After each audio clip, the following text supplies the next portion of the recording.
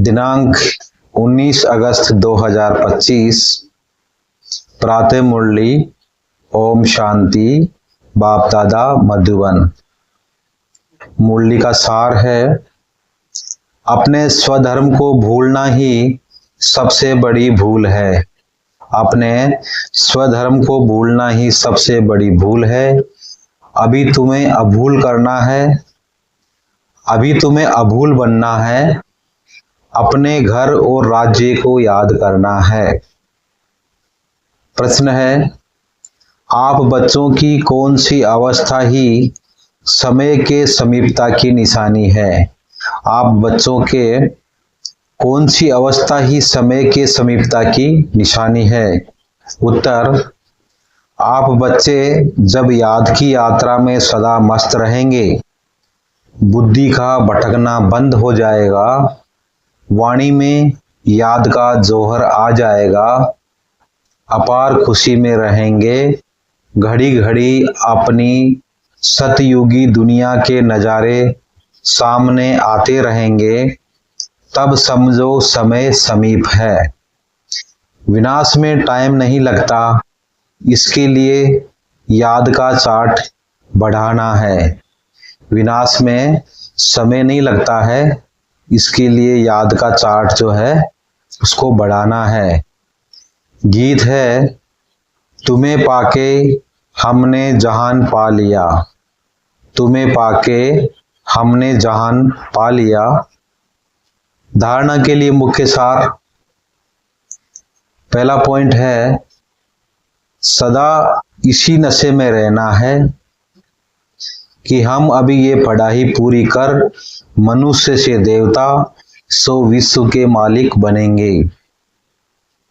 सदा इसी नशे में रहना है कि हम अभी ये पढ़ाई पूरी कर मनुष्य से देवता सो विश्व के मालिक बनेंगे। हमारे राज्य में पवित्रता, सुख, शांति सब कुछ होगा। हमारे राज्य में पवित्रता, सुख, शांति सब कुछ होगा, उसे कोई छीन नहीं सकता। दूसरा है, इस पार से उस पार जाने के लिए याद की यात्रा में अच्छा तैराक बनना है। इस पार से उस पार जाने के लिए याद की यात्रा में अच्छा तैराक बनना है। माया के पुटके नहीं खाने हैं, अपनी जांच करनी है। याद के चार्ट को यथार्थ समझकर लिखना है।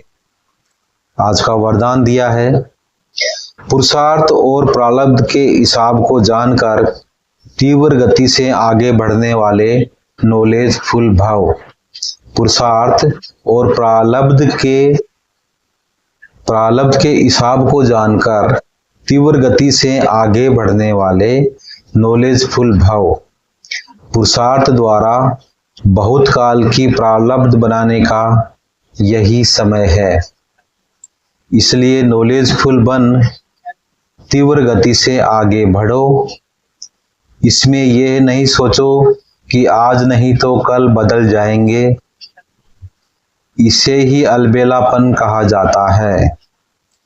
अभी तक बाप दादा स्नेह के सागर बन सर्व संबंध के स्नेह में बच्चों का अलबेलापन, साधारण पुरुषार्थ देखते सुनते भी एक्स्ट्रा मदद से एक्स्ट्रा मार्क्स देकर आगे बढ़ा रहे हैं, तो नॉलेजफुल बन हिम्मत और मदद के लिए विशेष वरदान का लाभ लो। स्लोगन है, प्रकृति का दास बनने वाले ही उदास होते हैं।